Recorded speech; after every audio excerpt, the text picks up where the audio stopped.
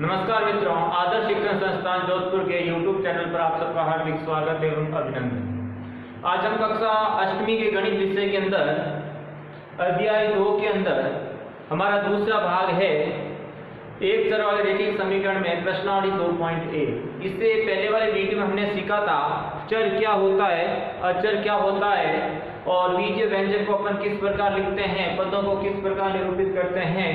तो उसी के संबंधित हमने एक प्रश्न भी किया था कि जो चर मान होता है उसको हल कैसे करते हैं, जो समीकरण होती है उसको हल कैसे करते हैं।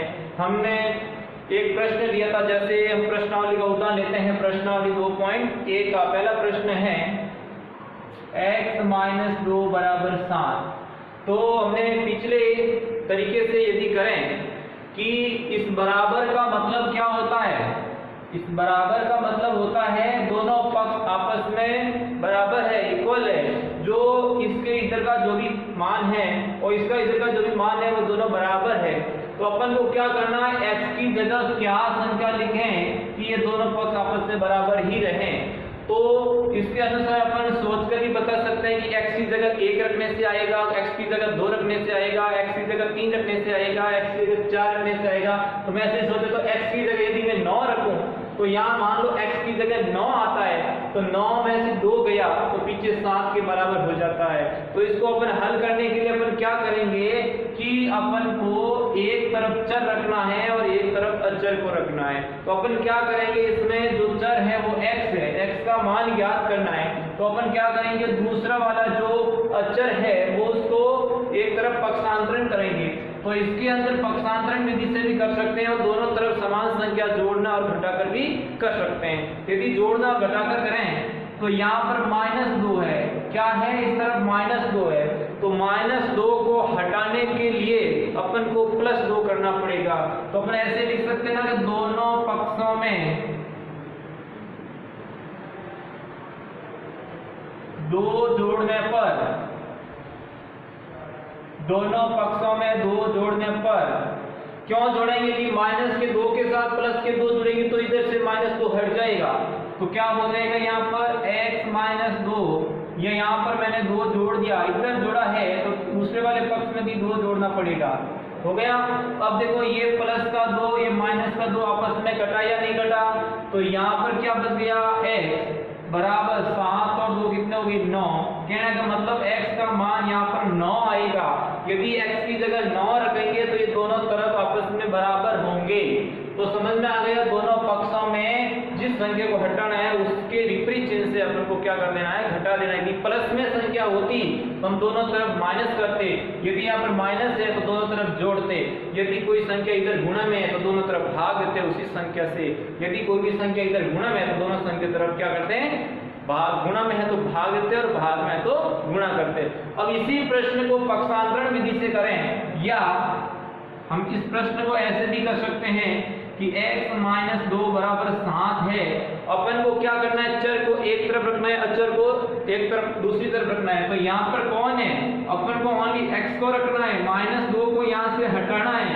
तो पक्षांतरण विधि के अंदर क्या होता है, जो संख्या माइनस की होती है हम उसको पक्षांतर करते हैं तो वो प्लस में हो जाती है। यदि कोई संख्या माइनस में है उसको बराबर के उधर पक्षांतरण करेंगे तो वह संख्या किसमें हो जाएगी, प्लस में हो जाएगी। यदि कोई संख्या इधर प्लस में पक्षांतरण करने पर वो माइनस में हो जाती है। यदि कोई संख्या इधर गुणे में है तो उधर जाने पर वो भाग में हो जाती है। यदि कोई संख्या इधर भाग में पक्षांतर करने पर वो गुणे में हो जाती है। ध्यान रखना, समझ में आ गया।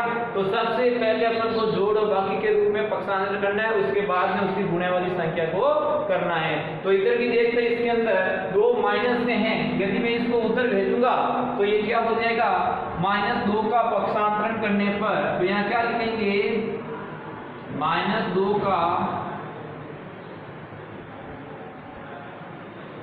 पक्षांतरण करने पर क्या हो जाएगा, -2 को उधर पक्षांतरण करेंगे तो हमारे पास ये उधर जाएंगे तो प्लस में हो जाएंगे, इधर -2 उधर जाएंगे तो किस में हो जाएंगे, प्लस में। अभी मैंने बताया प्लस की संख्या पक्षांतर करते हैं तो माइनस में हो जाती है।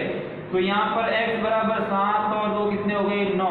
तो आपको जो अच्छा लगे वो तरीका अपना सकते हैं। दोनों प्रश्न इसके अंदर सही है। अब मैं बाकी वाले सारे प्रश्न में पक्षांतरण विधि से करूंगा। आपको जो अच्छा लगे इस विधि से भी कर सकते हैं, इस विधि से भी कर सकते हैं। समझ में आ गया? ये भी है तो दोनों पक्षों में समान संख्या जोड़ना, घटाना, गुणा करना, भाग देने से हो सकता है। और इसमें चर के अलावा जो भी अचर है उसको दूसरी तरफ पक्षांतरण करके कर सकते हैं। अब हमें दूसरा प्रश्न देखते हैं। y + 3 = 10, यही प्रश्न है हमारा।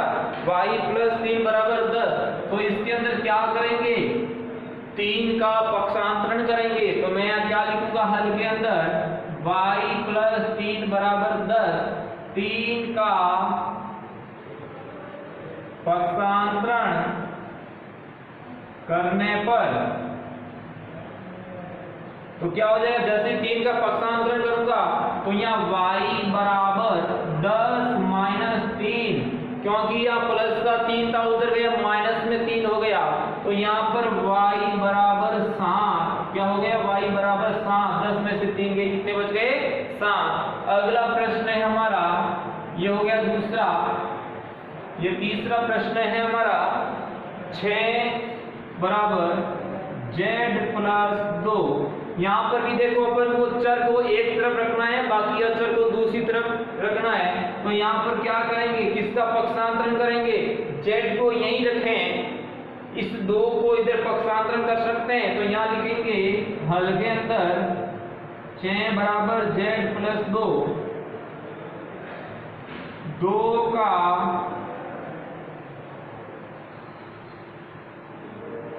पक्षांतरण करने पर क्या हो जाएगा? जैसे ये 2 इधर आएंगे माइनस में हो जाएंगे और बराबर में तो z है ही।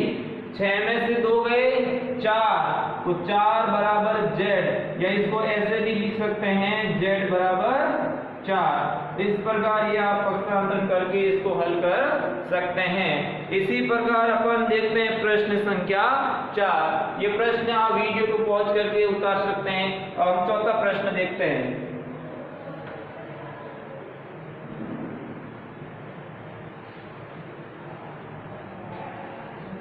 तो प्रश्न संख्या 4 है, 3/7 प्लस x बराबर 17/7। तो इसके अंदर अपन हल करेंगे। तो इसके अंदर वही काम करना है, जो अचर पद है उसको दूसरी तरफ पक्षांतरण करना है, जो चर है वो अपनी जगह रखना है। तो इसके अंदर कौन है? यह अचर 3/7, इसको पूरे को एक साथ उधर पक्षांतरण करेंगे। तो यहाँ हल के अंदर क्या लिखोगे? 3/7 प्लस x बराबर 17/7। तो यहाँ लिखेंगे 3/7 का पक्षांतरण करने पर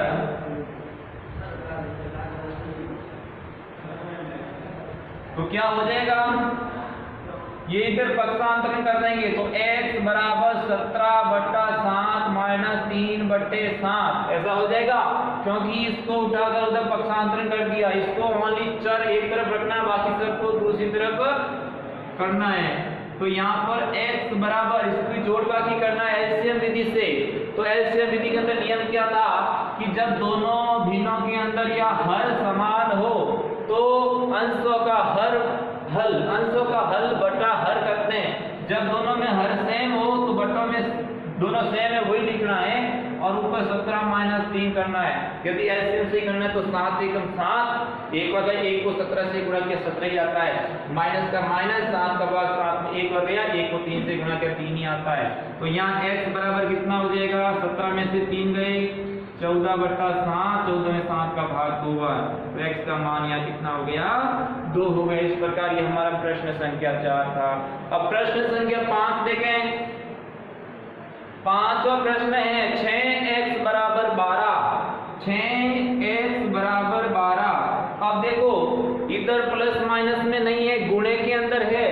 6 और x का गुणा हो रहा है, अपन को तो ओनली चर को रखना है, अचर को पक्षांतरण करना है। तो किसका पक्षांतरण करेंगे?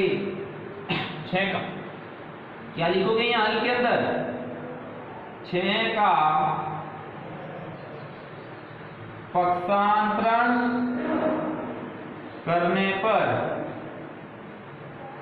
तो क्या हो जाएगा, 6 को जैसे ही उधर पक्षांतरण कर देंगे इधर गुणा में उधर जाएगा भाग में हो जाएगा, तो ये हो जाएगा x बराबर 12/6। तो x बराबर 6 का भाग 12 में कितनी बार गया, 2 बार गया। तो इस प्रकार अपन क्या कर सकते हैं, इसको पक्षांतरण करके हल कर सकते हैं। अब प्रश्न संख्या अपन देखते हैं 6।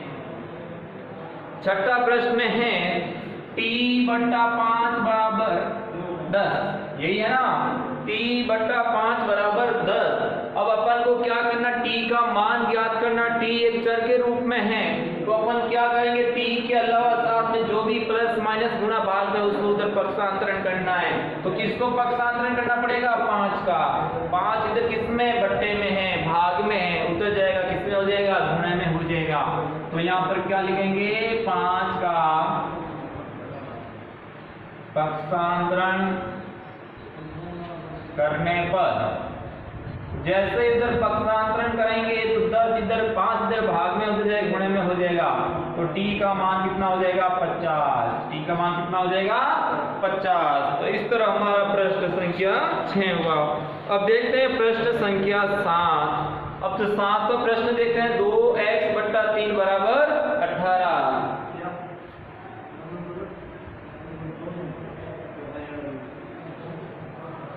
2x/3 बराबर 18। अब देखो इसके अंदर भाग में भी है, गुणे में भी है, तो अपन क्या करेंगे इसका पक्षांतरण करने के लिए, बताओ। जो इधर भाग में है उधर गुणे में चला जाएगा, जो इधर गुणे में उधर भाग में चला जाएगा। तो अपन क्या करेंगे, हल के अंदर 3 का पक्षांतरण करने पर, 3 इधर भाग में है, उधर जाएगा किसमें हो जाएगा, गुणा में हो जाएगा। तो यहाँ पर क्या बन जाएगा, 2x बराबर 18 × 3। अब कुछ सोच रहे होंगे पहले 3 को क्यों किया, 2 को क्यों नहीं किया। आप खींचा 2 से कर लेना तो भी आंसर सेम आएगा। इस 2 को भाग में भेज देना, इस 3 को उधर गुणा में कर लेना तो भी आंसर आपका सेम आएगा। अब देखो जैसे हमने कर लिया, अब देखो अभी भी चर के साथ कुछ न कुछ 2 का गुणा हो रहा है। अब 2 का पक्षांतरण करेंगे तो क्या लिखेंगे, 2 का पक्षांतरण करने पर तो क्या हो जाएगा, यहाँ पर x बराबर 18 × 3। 2 इधर गुणे में था, इधर भाग में हो गया, हुआ नहीं हुआ। अब देखो अपन जोड़बाजी करना आपको आता ही है। 2 का भाग 18 में कितनी बार गया, 9 बार। अरे 2 का 18 में काट सकते हैं ना, या पहले गुणा करके भाग दे दो तो भी वही सेम है। 9 किया 27, तो इसका x का मान कितना हो गया, 27। तो इस प्रकार प्रश्न संख्या आपके 7 हो गया। अब देखते हैं 8वां प्रश्न 1.6। 8वां प्रश्न है 1.6 बराबर y/1.5। तो इस प्रश्न को करने के लिए अपन क्या करेंगे, अचर को एक तरफ रखना है। देखो ये y/1.3 है, तो y के साथ जो भी गुणा भाग में उसको दूसरे तरफ पक्षांतरण करना होता है। तो अपन को y को ऊपर ही रखेंगे, y के साथ में ये भाग में है, इधर भाग में इधर है, किसमें हो जाएगा, ये गुणा में हो जाएगा।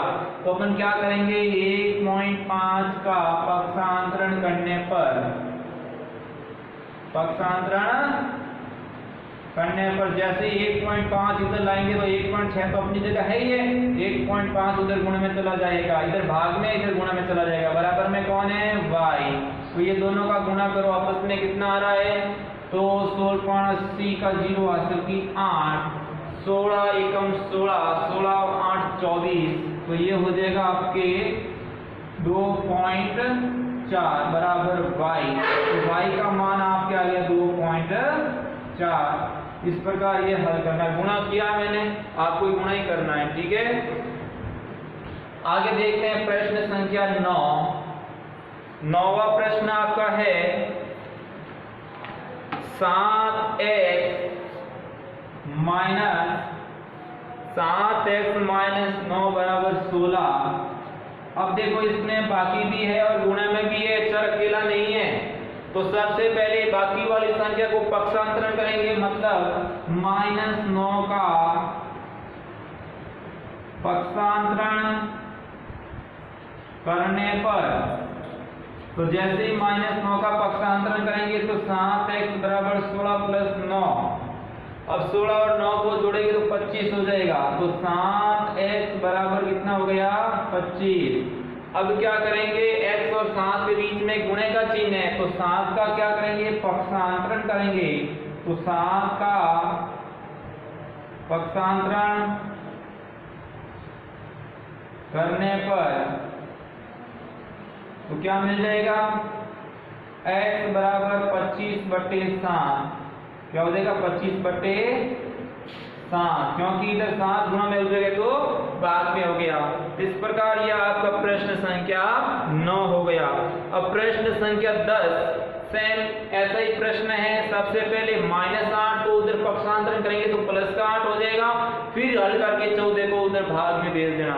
इसी प्रकार 11 प्रश्न के अंदर देखो 11 प्रश्न कर लेते हैं। तो प्रश्न संख्या 11 देखते हैं।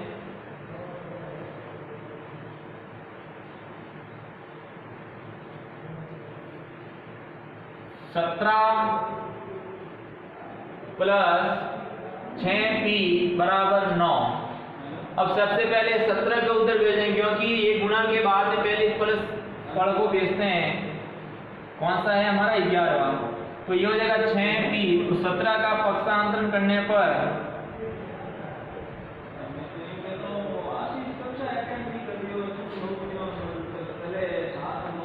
तो यहाँ हो जाएगा 6p बराबर 9 माइनस 17।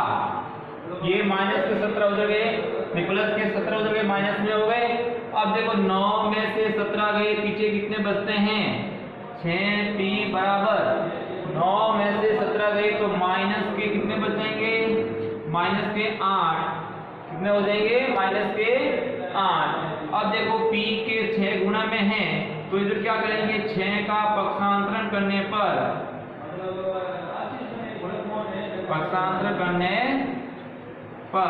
तो क्या हो जाएगा? p बराबर -8/6। -8/6 दोनों में 2 का भाग ले लेते हैं तो -4/3 आपकी का मान आएगा। इसी प्रकार हमारा अंतिम प्रश्न है x/3 + 1 बराबर 7/15। तो इसके अंदर क्या करना? सबसे पहले 1 को उधर पक्षांतरण करना और एलसीएम लेके हल करना, फिर इधर 3 को क्या करना? उधर गुणा में भेज देना। तो इस प्रकार ये 12 प्रश्न आपको स्वयं को करना है। आपको बता देते का तरीका।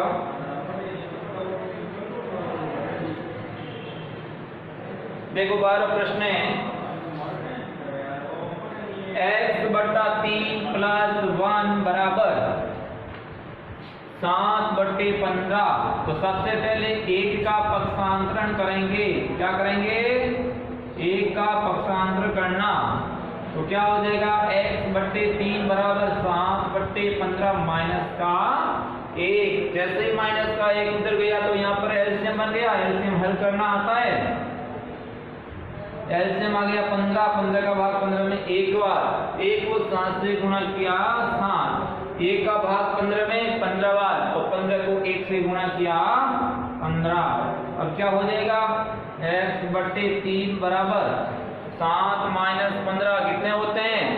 8 माइनस के बट्टे में 15। अब देखें इधर ये 3 इधर भाग में उधर जाए गुणे में हो जाएंगे, तो यहाँ लिखेंगे 3 का पक्षांतरण करने पर 3 का पक्षांतरण करने पर जैसे ही उधर 3 जाएगा तो -8/15 है ही है और इनटू में 3 हो जाएगा। अब हल कर दो। 3 एकम 3 और 3 पंजे 15, तो -1/5 आपका x का मान आएगा। तो इस प्रकार ये हमारी प्रश्नावली 2.1 पूर्ण हुई है। अगली क्लास के भाग में अपन इसके अनुप्रयोग करेंगे। आज के लिए धन्यवाद।